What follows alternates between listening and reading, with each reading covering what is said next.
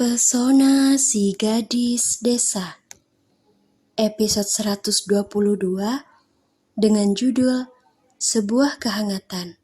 Selamat mendengarkan. Seusai bertelepon dengan Vedo, Luri bergegas membersihkan diri di kamar mandi. Hatinya berbunga-bunga, bahagia setelah mengalami kejadian melegakan tadi. Sambil terus tersenyum, Luri berganti pakaian kemudian segera keluar menuju dapur untuk membantu para pelayan menyiapkan makan malam. Raut wajahnya yang begitu ceria tanpa sengaja menarik perhatian para pelayan yang tengah asik dengan kesibukan masing-masing. Para pelayan tersebut kemudian saling berbisik, yang mana membuat Luri menjadi heran. "Bibi, kenapa kalian berbisik-bisik seperti itu saat aku datang? Apa ada yang aneh di wajahku?" tanya Luri penasaran. "Tidak, Nona. Kami semua saling berbisik karena penasaran melihat aura wajah Nona yang terlihat begitu berseri-seri. Sepertinya ada hal baik yang terjadi pada Nona hari ini. Benar tidak?"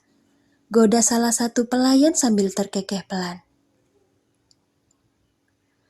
Luri dia mencerna maksud perkataan si bibi pelayan. Sedetik kemudian dia tersenyum, paham kalau dirinya tengah digoda oleh mereka.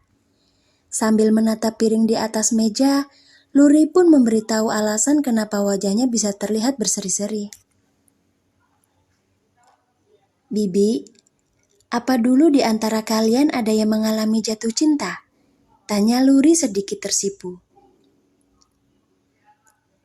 "Tentu saja ada, Nona Luri. Jangan-jangan Nona terlihat begitu bahagia karena sedang jatuh cinta ya?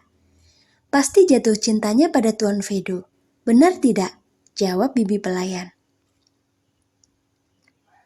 "Benar, Bi. Tapi ini kan bukan hal yang baru lagi. Aku yakin Bibi pasti sudah lama tahu tentang kedekatanku dengan Kak Vedo. Dan alasan kenapa aku terlihat begitu bahagia adalah karena ayah dan ibu sudah memberikan restu pada kami berdua. Bahkan tadi saat Kak Vedo menelponku, ibu dengan terang-terangan mengatakan kalau dia sudah memberikan lampu hijau untuk hubungan kami. Sepele memang, tapi bagiku restu orang tua adalah suatu hal yang sangat amat penting. Karena kebahagiaan ayah dan ibu adalah sebuah harga yang tidak bisa ditawar lagi untukku. Mereka adalah yang paling utama di dunia ini," ucap Luri penuh ketulusan. Para pelayan merasa sangat kagum mendengar perkataan Luri yang begitu menghargai dan menyayangi kedua orang tuanya. Di pikiran mereka, sangat jarang ada gadis seusia Luri yang sudah mempunyai pemikiran dewasa sepertinya. Rata-rata gadis di zaman sekarang tak lagi mengindahkan larangan para orang tua mereka. Entah itu dalam hal pendidikan maupun pergaulan. Semuanya sangat bebas, tak peduli meski kebebasan itu sendiri bisa menghancurkan masa depan mereka semua. Berbeda dengan Luri, gadis ini bahkan lebih memilih untuk tidak berpacaran dulu sebelum mendapat restu dari kedua orang tuanya. Sungguh beruntung pria yang nantinya akan menjadi suami dari nona mereka ini. Dan calon pria beruntung tersebut bernama Vedo, pria tampan dan kaya raya yang kini tinggal di Jepang.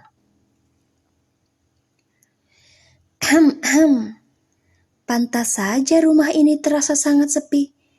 Ternyata kalian semua sedang berkumpul di sini ya? Sedang menggunjingkan apa sih? Tanya Nania sambil menatap penuh penasaran ke arah kakaknya yang tengah asik mengobrol dengan para pelayan di dapur. "Tidak ada yang bergunjing, Nania. Kami semua hanya sedang mengobrol biasa saja. Iya kan, Bi?" jawab Luri sembari melontarkan pertanyaan simpel pada pelayan. Dia kemudian tersenyum melihat adiknya yang malah mengerujutkan bibir seperti tidak percaya.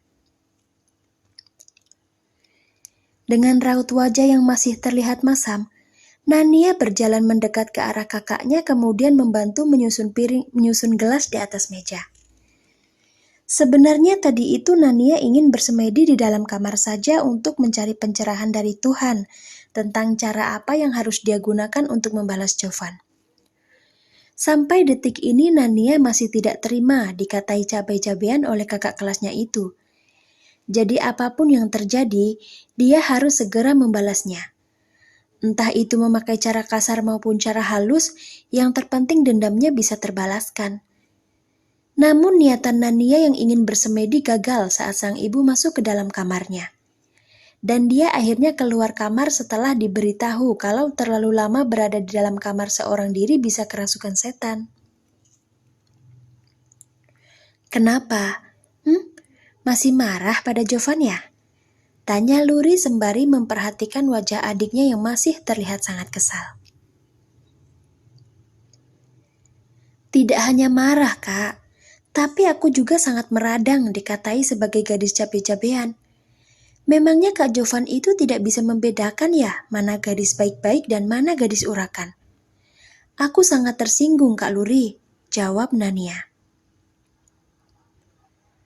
Jovan hanya bercanda Nania. Dia tidak benar-benar menganggapmu sebagai gadis urakan. Kalian berdua itu kan biasanya saling berbalas ejekan. Kenapa kali ini kau bisa begitu marah padanya? Apa jangan-jangan kau suka pada Jovan ya? Hayo mengaku. Andai bisa dilihat dengan jelas, semua bulu kuduk Nania langsung berdiri tegak mendengar godaan yang dilayangkan oleh sang kakak. Menyukai Jovan.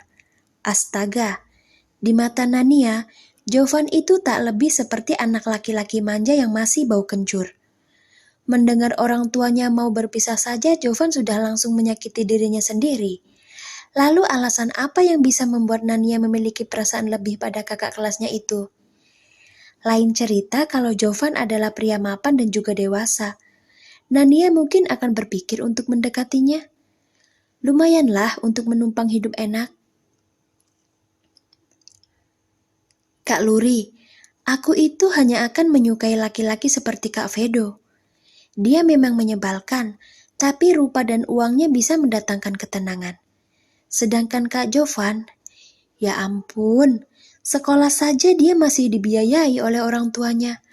Akan sangat memalukan kalau aku sampai berpacaran dengan laki-laki bermasa depan muram sepertinya. Mulut para pelayan dan juga Luri langsung ternganga lebar begitu mendengar perkataan Nania. Sungguh, mereka sangat kaget akan pemikiran gadis belia yang suka asal bicara ini.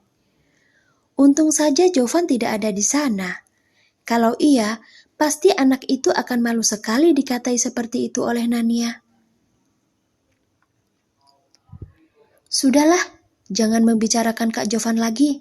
Nanti kekesalanku jadi hilang, ucap Nania sambil memutar-mutarkan badan di dekat meja.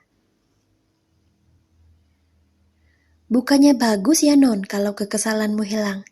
Ledek pelayan sambil mencolek dagu Nania yang terlihat menggemaskan saat menggerakkan rok yang dipakainya. Bagus apanya, Bi? Yang ada aku tidak bisa membalas dendam pada Kak Jovan lagi. Kan tidak adil kalau dia dibiarkan begitu saja. Dia pasti akan menganggapku sebagai gadis yang lemah nanti, sahut Nania tak terima. Gelak tawa langsung memenuhi dapur saat Luri dan para pelayan mendengar penuturan Nania yang enggan untuk berdamai dengan Jovan. Sementara Nania sendiri, dia tampak acuh saja ketika ditertawai oleh orang-orang yang ada di sana. Mungkin karena suara tawa mereka yang lumayan keras, akhirnya membuat Luyan dan Nita datang. Mereka penasaran pada apa yang sedang terjadi di sana. Suara tawa kalian terdengar sampai ke ruang depan. Ada apa? Kalian sedang menertawakan apa? Tanya Luyan sembari menatap satu persatu ke wajah semua orang yang masih terkikik pelan. Maaf jika suara tawa kami mengganggu Anda, Tuan Luyan. Kami semua sedang menertawakan Nona Nania. Dia sangat lucu, jawab salah satu pelayan. Iya ayah, kami membujuknya agar memaafkan Jovan, tapi dia menolak. Nania bilang dia takut dianggap sebagai gadis lemah jika memaafkannya begitu saja. Timpal Luri seraya melirik ke arah adiknya yang tengah mengerucutkan bibir. Luyan dan Nita menggelengkan kepala setelah mengetahui penyebab keramaian di dapur rumah mereka. Sudah bukan hal baru lagi kalau putri bungsu mereka mudah menyimpan dendam pada seseorang yang berani membuatnya kesal. Akhirnya Luyan dan Nita pun ikut meledek dan tertawa seperti yang lainnya saat Nania merajuk sambil menghentak-hentakan kaki ke lantai.